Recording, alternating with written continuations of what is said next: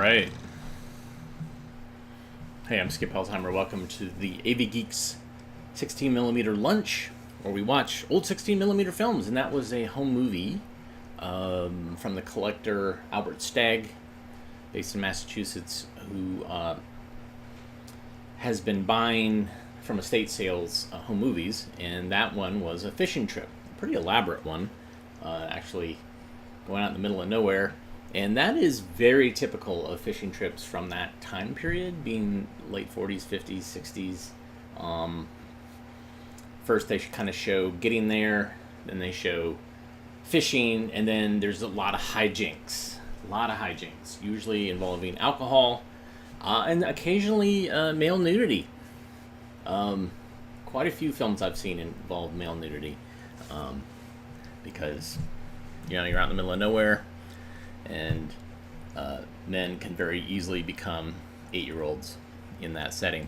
All right, time for a drug attack.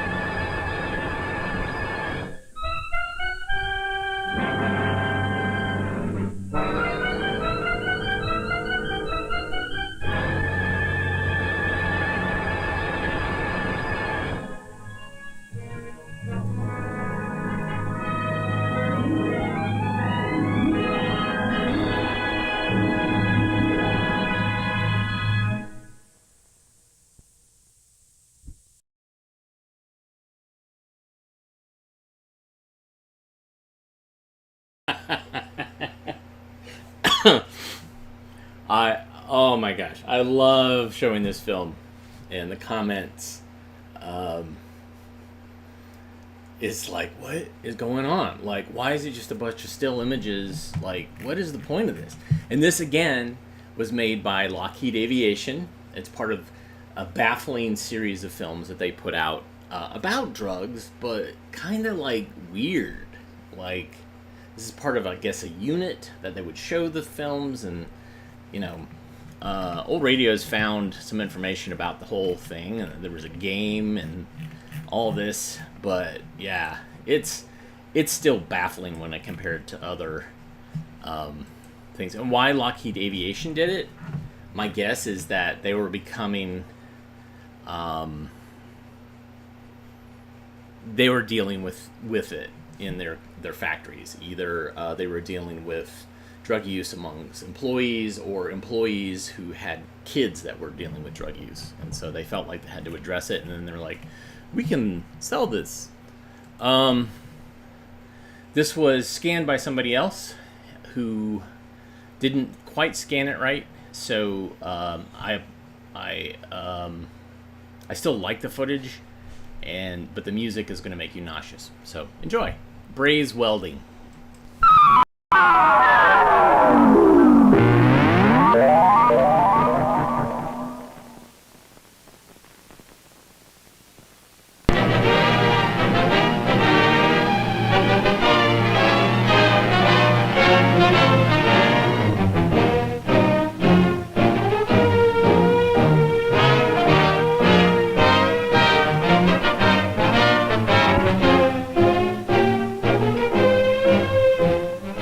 Braised welding is simply the joining together of two pieces of metal by melting bronze rod into the heated joint. Most of your repair jobs can be done by braised welding.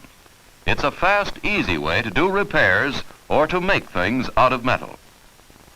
In braised welding, only the bronze rod is melted. The molten bronze forms a puddle which is controlled by the flame. As the puddle is moved along the joint, more bronze is melted into it from the rod. A flux is used to remove impurities. When clean metal is kept at the proper temperature and flux is added, the bronze melts and spreads evenly over the heated surface. This is called tinning, and tinning is the most important part of braised welding. Good tinning is a combination of correct heat and mechanical and chemical cleaning. Let's see how tinning works. We'll do this by depositing bronze on a flat plate, which first has been made mechanically clean by scrubbing with steel wool or a wire brush. To make the metal chemically clean, we'll use a braised welding flux on the rod. First, we heat the metal. When it just begins to turn red, we touch flux-dipped rod to it. See how the bronze melts and flows evenly over the heated area. We move the puddle by moving the blowpipe, heating the metal and melting the rod as we move along. Cleaning and fluxing are important to good tinning, but so is proper temperature of the base metal. Here's what happens if the rod is applied before the plate is hot enough. Notice how the bronze melts off in drops and builds up instead of spreading out. If the plate is too hot, the bronze boils and runs to the edge of the heated area. It behaves like water on a hot stove. That white smoke is zinc being burned out, spoiling the strength of the bronze. Now, how about your trying to braise weld? You can start by welding two steel plates together. These are 1/8 inch thick. Both plates have been cleaned along the butting edges and for an inch or so on the top. This cleaning is important. Any area to be braise welded must be free of dirt, rust, or oil before you start. Light your blowpipe and adjust the flame to neutral. Then add a little oxygen to produce a slightly oxidizing flame. I'll watch over your shoulder while you work. First, make a tack weld at each end to hold the plates in position. Heat the metal to a dull red. Warm the end of the welding rod and dip it in flux. Touch the rod to the heated metal. It will melt and flow evenly over the surface. Now go back to the right end. Play the flame in small circles over a spot the size of a quarter. Melt the surface of the tack weld and the rod and begin moving the puddle to the left. The rear of the puddle will harden as you move along. Everyone finds in the beginning that the hot end of the rod will stick now and then if it is too close to the edge of the puddle. Don't try to yank it loose. Just turn the flame on it and melt it free.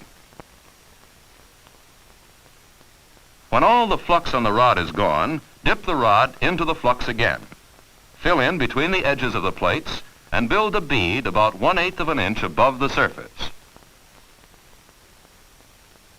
Spread a thin coating of bronze down in between the edges and back about 3/8 of an inch on each side. Point the flame along the line of weld. In this position, the flame preheats the metal ahead of the puddle. That's about all there is to it. Proper tinning is about 90% of making a good braise weld. Now you're ready to practice welding heavier metal. Notice that the edges of these pieces have been ground at an angle to form a V. This V gives the bronze a larger surface to hold, and the bronze can get right down to the bottom of the joint. The weld area has been thoroughly cleaned, including the top of the plates about an inch back from the V. This time we'll use an Oxwell flux-coated rod. It's more convenient. You don't have to dip this rod in the flux can. For this job, we'll need a larger tip on the blowpipe, and we'll also use a welding rod one size larger. Braise welding is always done at the same temperature, but thicker metal requires a greater volume of heat. Don't forget to add oxygen to the neutral flame. The inner cone will be slightly shorter. Metals up to 1/8 of an inch can be welded in one pass. Heavier metals require 2 or more passes. On this weld, you should use 3 passes. Start as before by making a tack weld at each end of the plates. Since heavier metals require more welding heat, it's a good idea to preheat them slightly before welding. Play the blowpipe along the V from end to end in a long weld for a foot or so. Keep the inner cone of the flame 1/2 to 3/4 of an inch above the top surface of the plate. Then heat the area at the starting point until it begins to turn red. On this first pass, let the bronze flow onto the surface and tin the V halfway up each side for a distance of about 3 inches. When the metal starts to tin, add welding rod into the puddle, just as you did in the last weld. Move the blowpipe forward slowly. Keep the rod and blowpipe in motion, the rod passing through the outer envelope of the flame. The rod will melt too fast if it's in the center of the flame.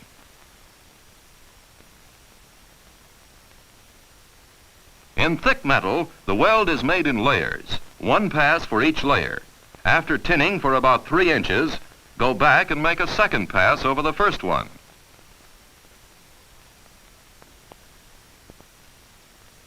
Here's what we mean by building up welds in passes or layers. The first pass should fill the base of the V completely and carry about halfway up each side. The shape of the top of the weld metal in this first pass should curve down toward the center.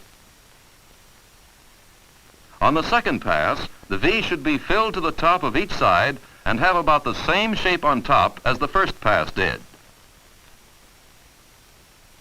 The final pass extends above the surfaces of the plates and slightly beyond the V out onto the top surface.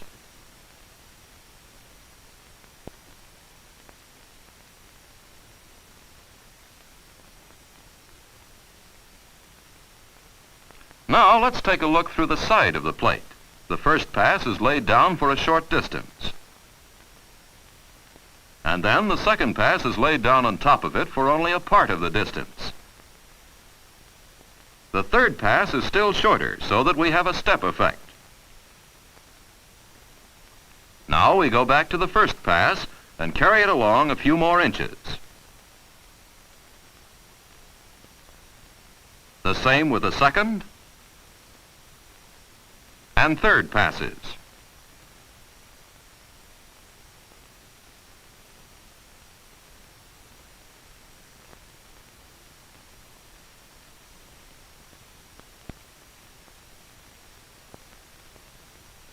Be sure to melt the first layer as you add more bronze, so the two layers will be welded together.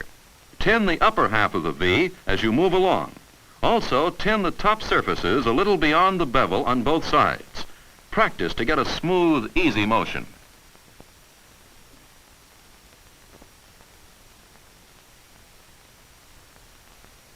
As you make the last pass, keep the puddle smaller than before and build up the weld about 1/8 of an inch above the surface of the plate. Again, be sure to melt the surface of the previous pass. Continue the weld in the same way, first tinning and then building up 2 or 3 inches at a time. Be sure to melt the bronze deposited in the previous pass. It should mix well with the rod you add. As you practice, you'll find that controlling the puddle becomes easy. The hottest part of the flame is right at the tip of the inner bright cone. The size of the puddle can be controlled by moving that hot spot closer to or away from the puddle surface. The same is true of the rod. Don't forget to build up the last pass for additional strength. Make it a little higher than the surface of the plate and a little wider than the top of the V.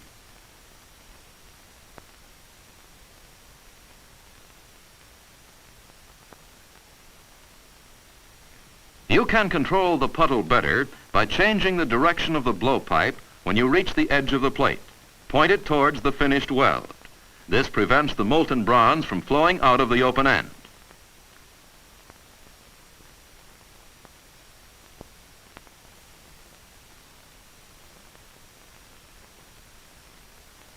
Let's clean it off with a wire brush.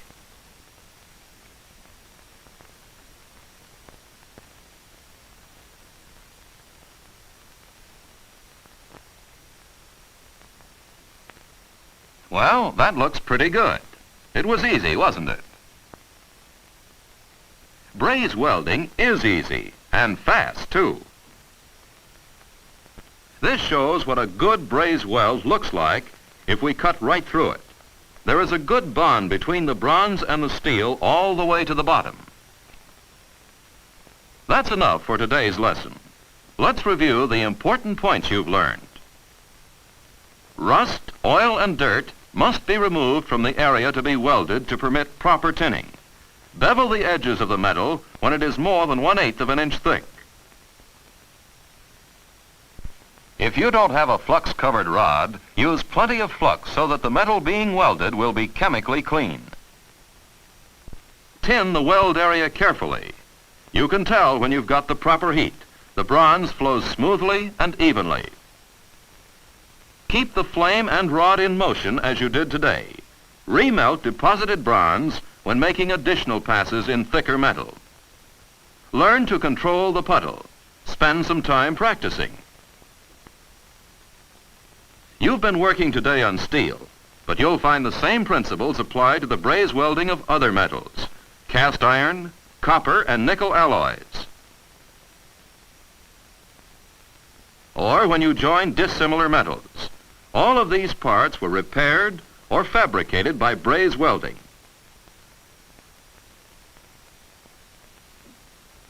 These cast iron parts were easily repaired without disturbing the quality of the base metal. This wheel had brakes in 2 spokes and 2 brakes in the rim.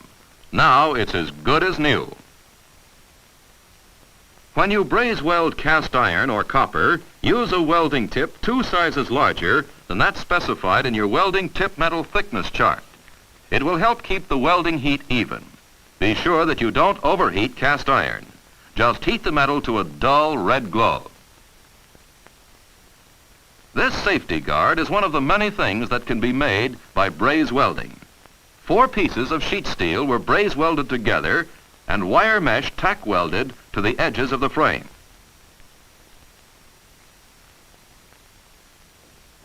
This Christmas tree stand was made from a piece of pipe and steel plate. A smaller size makes a good flux can holder.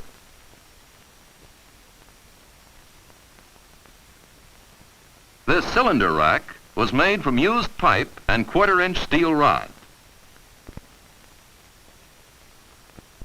9 out of 10 repairs in the shop or on the farm, and many of the things you can make from metal, can be braze welded. It's the easiest way to join most metals. Just remember in all braze welding 3 important points. Have the metal clean, use flux, get good tinning.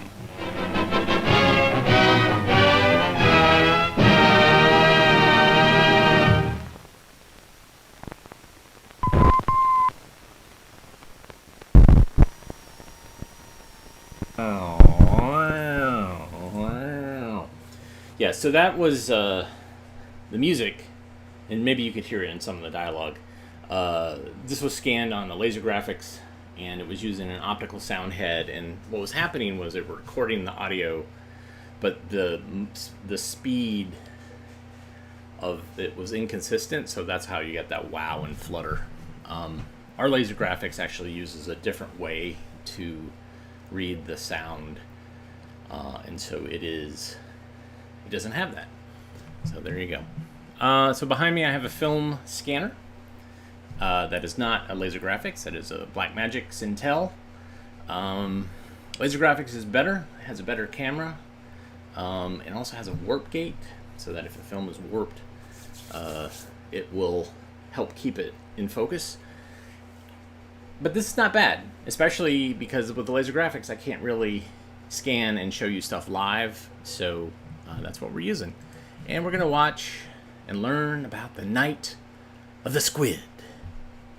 Enjoy.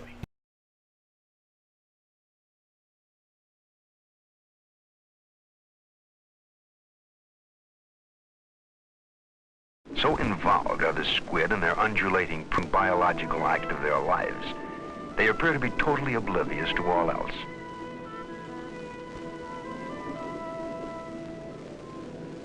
As the divers ascend, it is like moving through the strange underwater cyclotron.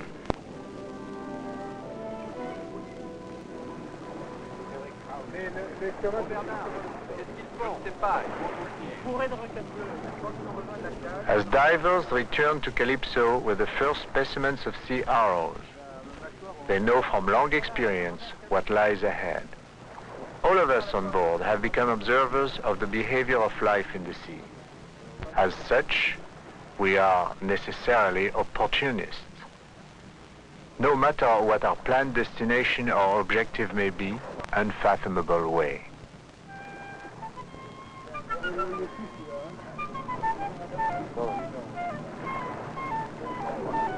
As the specimen squid are transferred to the ship's aquarium, they revert for a split second to sea form. In the calm of topside, the divers can now observe in detail the sea arrow's inky decoys and his pulsing jet power.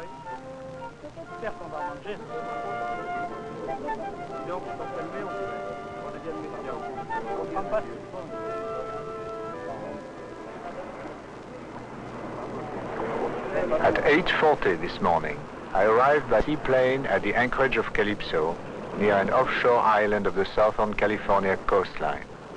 I was anxious to obtain from Falco and the divers detailed eyewitness accounts of their initial encounter with the sea arrow spawning migration. I was also eager to set into action a plan I developed on the plane to film, for the first time in the wild, the complete procreation cycle of the sea arrow squids. Bonjour, commandant. Cousteau is immediately advised by the ship's captain that the nearby availability of provisions will permit the ship to remain anchored where it is for an indefinite period of time. Cameras and diving gear are checked out with an eye to a unique opportunity to obtain a rare film document for the study of marine biologists concerned with the reduction of squid stocks in some of the world fisheries. Most of the 350 living varieties of the squid family constitute a vital link in the undersea's food chain. Many open ocean fish and sea mammals depend heavily and sometimes exclusively on squid as their food staple. Overharvesting the squid may cause many irreversible changes in the ecology of the sea. And I cannot help figuring out the terrible damage a single net haul could do here as the critical mating begins.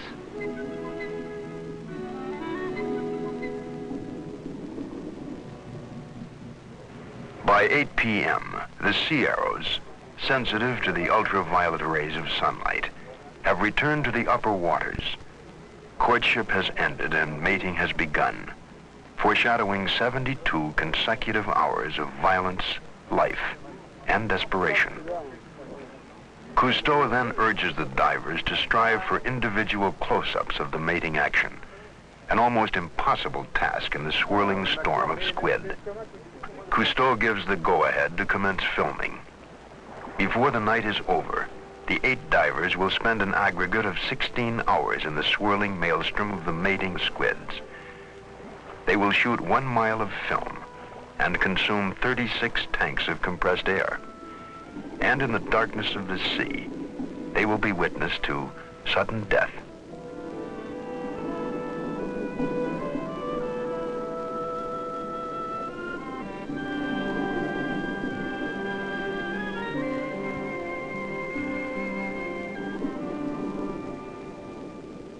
Ordinarily, squids move and maneuver by the use of swimming fins located on the sides of their fusiform bodies. Their instantaneous jet propulsion potential is mainly used when chasing food or escaping enemies. The males, however, also use jet action in the mating process to fiercely compete for egg-ripe females.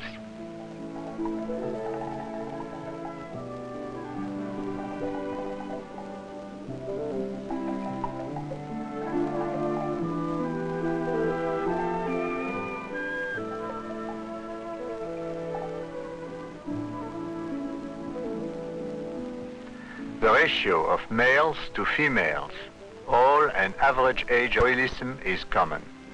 Often in the abandon frenzy, frantic males will mistakenly attempt to couple with other males. This often leads to indignant violence.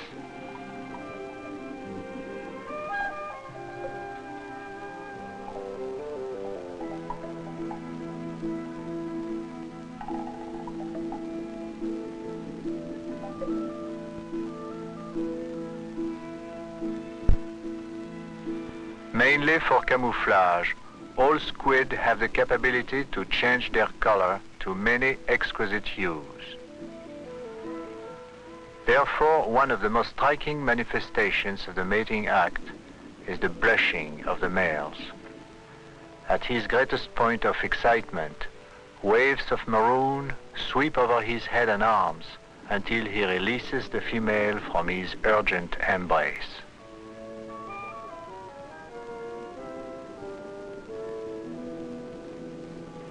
"110 feet down, the burgeoning females have already begun to litter the seafloor with gelatinous egg cases. During the next 3 days, every female will lay 10 to 20 cylindrical egg capsules, each containing, on the average, 100 individual eggs. To prevent sea currents from carrying the egg cases away from the temperate waters, the females painstakingly anchor the sticky filament of each capsule to seafloor or bottom outcroppings. Ordinarily, most of the fastidious females arrange their egg strands into communal bouquets, resembling buoyant sea chrysanthemums. During their strenuous labors, the females continue to welcome the attentions of males. For even if the males spill their adhesive milk in the water flowing around the egg clusters, the sperm will penetrate the still soft capsules, and the mystery of life will begin.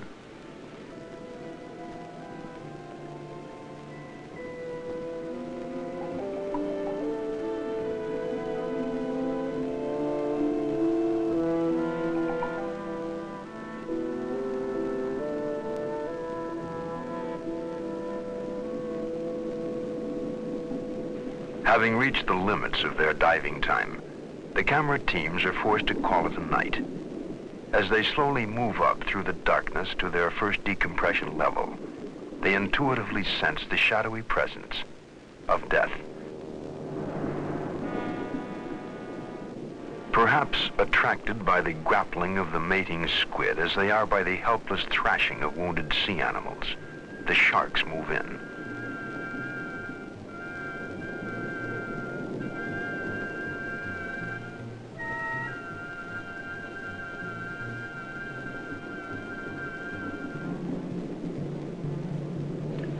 Normally, the jet-propelled squids are among the fastest creatures in the sea, and for their size, certainly the most elusive.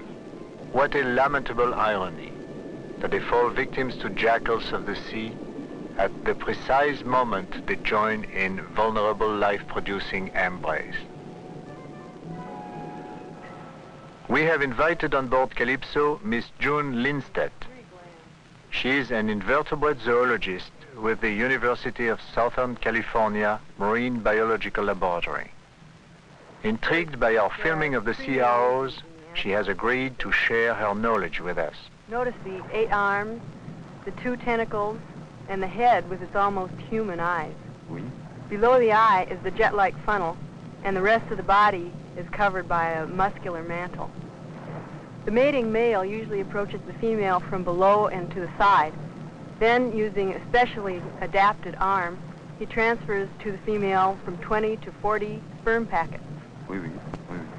The actual transfer of sperm packets takes place so fast that only by special photography can the action be seen in detail. For example, here you see the male holding the female, and with one arm reach back to the opening of his funnel. Oui, oui, je comprends. There, the tip of his arm curls around an instantly extruded sheaf of sperm packets. The arm then swings forward to deposit the self-ejaculating sperm packets close to the female oviduct, which is located within the mantle cavity. The male may repeat this action several times before releasing his hold upon the female. Extraordinaire. Je ne pensais pas que ce soit comme ça. Here, in an extreme close-up of the action, you can see clearly the arm of the male grasping a compact bundle of spermatophores, all of uniform size. Each spermatophore contains countless microscopic spermatozoa. Ms. Lindstedt next explains to Falco that the female eggs are thus uniquely fertilized internally. But in addition, excess inactive spermatozoa are stored in a reservoir by the female for release during the actual egg-laying period. One of nature's many fail-safe methods for perpetuating the species. Eggs are produced in the ovary, and as they pass through the oviduct, the protective egg case is formed around them. The whole mass is then extruded through the funnel opening, and not without considerable exertion. The anchor filament emerges from the funnel first, but when the egg case is completely free of the funnel, the capsule is moved backward until the end of the anchor can be held in the tips of the female's arms. She's then prepared to attach the egg case securely to the sea floor. Au fond de la mer. This is the moment, just before the permeable jelly of the capsule begins to harden, when the female may diffuse some of her reservoir of spermatozoa over the surface of the egg case. After a short rest period, The female squid will repeat this egg-laying process at regular intervals throughout the 3 to 4 day spawning period. The long night of an entire generation of sea arrows is drawing to a close.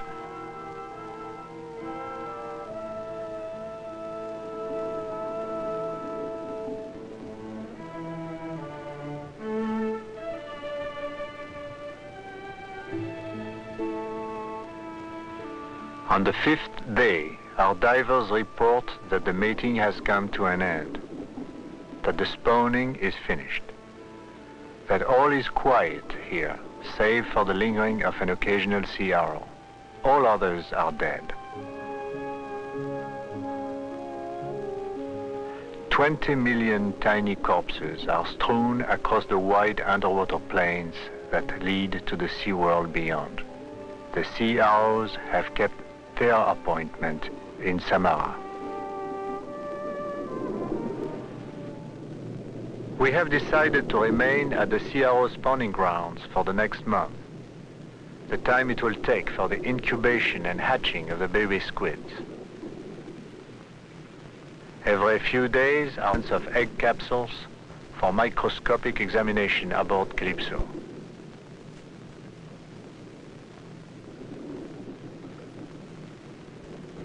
Cousteau also has as the embryos within grow, the elastic egg cases will stretch, ultimately expanding to 5 times their original volume at the moment of hatching.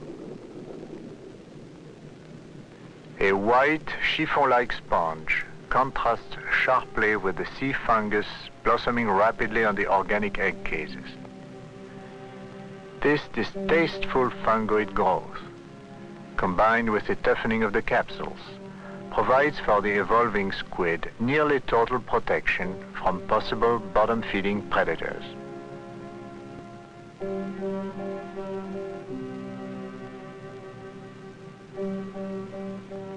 The iron-stomached starfish is actually the only known predator of the baby squids before they're born.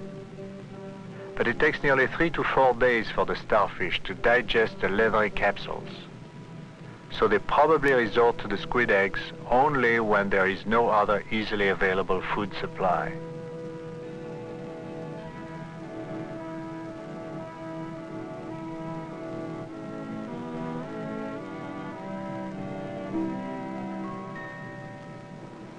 On the 24th day of incubation, Cousteau decides to dissect one of the sea arrow egg cases for microscopic examination.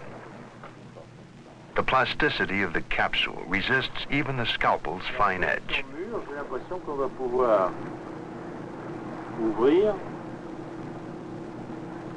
Oh, c'est solide, hein? Et les sphérules pour saisir sa proie. Extraordinaire. Because more specialized instruments are accessible at nearby shore facilities, crew members of Calypso accept Miss June Lindsted's invitation to visit her laboratory.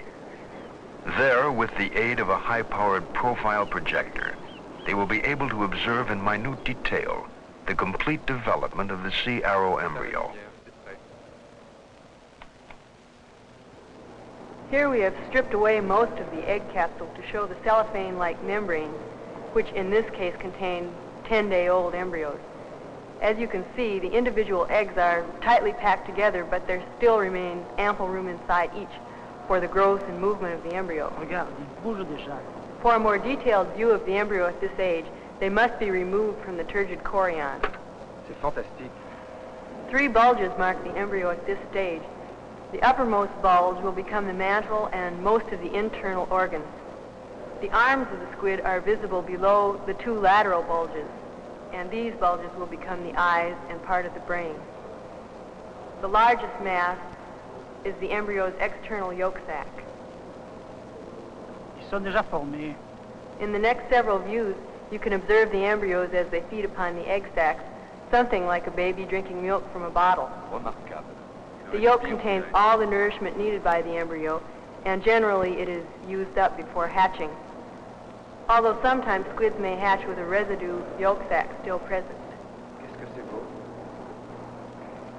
This 24-day-old embryo is nearly ready to hatch. You can easily see the suckers on his arms around the nearly depleted yolk sac. Yes, the eyes are now fully functional, and, I might add, the squid's eye is very similar in both structure and function to the human eye. Ms. Lindstedt then details the anatomy of the squid's flashing chromatophores and speculates on their possible use as schooling beacons in the dark, or perhaps as luminescent lures for ingenuous prey. She then describes the violent action of the chorion-contained embryo when they are ready to leave the security of their tiny cells for the risks and adventures of the sea. In hatching, the embryo uses a special organ located just between its two fins. This Y-shaped protrusion is used to secrete enzymes which digest away a portion of the chorionic membrane. At the same time, this organ pulsates and is used mechanically to drill a perforation in the chorion wall. It is through this hole that the embryo first uses the power of its jet action to escape from the egg. Upon hatching, the 1/8-inch baby squids are instantly hyperactive, as you can see here. And curiously enough, sometimes the first act of a newly hatched squid is a defensive one, the releasing of a cloud of ink into the water. You say that's a cloud? Well, to him, that's a cloud of ink. And who knows, maybe it's just enough to save him from becoming a snack for a hungry 2-inch mackerel. 20% of every new CRO generation dies before hatching, largely because of changes in the nursery environment. 50% of the live born are eaten by predators in the first week of their lives. The survivors are the only hope of their species, for buried in their genes lies a drive to populate the oceans of the world. They, like all varieties of life on this planet, including man, will go forth blindly and compulsively to inherit the earth. This feeble, pulsing infant dance of life, multiplied billions of times over, is but a prelude to their massive invasion of the sea.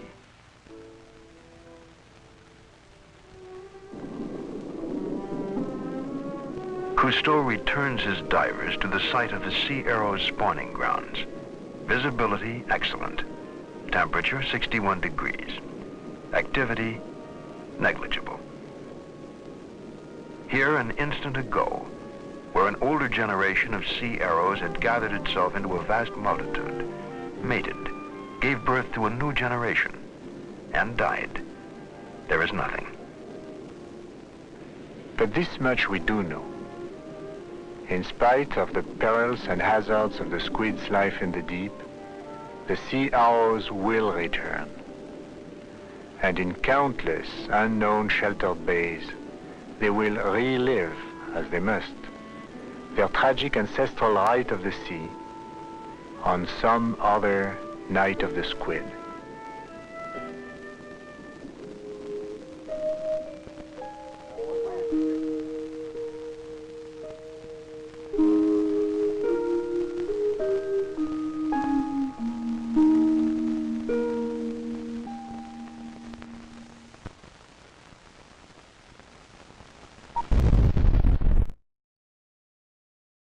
Wasn't sure if that was an official National Geographic.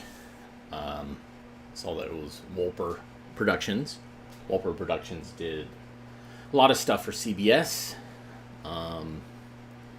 and including, well, and then they also did Willy Wonka and the Chocolate Factory. But fascinating. That film obviously was shown entirely too many times by people who didn't know what they were doing, as it was scratched and had all sorts of problems. But it had our good friend Jacques, had our good friend Rod, and it had a lot of squid sex. So, thumbs up, everybody. Thanks for tuning in today. We always love when you watch and comment, and there were some Lulus in there in the comments, so thank you for that. Let's see. You can show how much you appreciate what we do by hitting the thumbs up button, by hitting the like button, by hitting the subscribe button. You can also give us a little bit of cash via the super thanks button feature.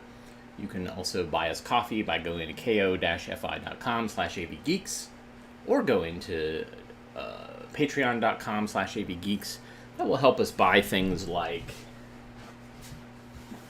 trash cans. Surprisingly, well, not surprisingly, there's a lot of stuff that is related to 60mm films. Old stuff that needs to be thrown away. So there's all these little gewgaws and pieces of tape. And this awesome thing, I don't know if I showed this off before, the inspected electronically sticker that was often pasted on films that were inspected by a RTI film inspector, so that you knew that it was ready to be rented out or lent out if somebody had gone through and inspected it. But anyways, all that stuff just ends up on the floor, which drives my assistants crazy. So I bought some trash cans today, and that's thanks to you guys. You can also go to tiktok.com/@av.geeks to see little short form clips of films, including ones that for some reason got super excited. People like 3,000 views for some reason. It's in a film about shopping and crunchies. Like, maybe you can go and watch and figure out why. All right. Join us tomorrow. We'll watch some more films. Unless the upcoming thunderstorm takes us out. We will see you soon. Take care.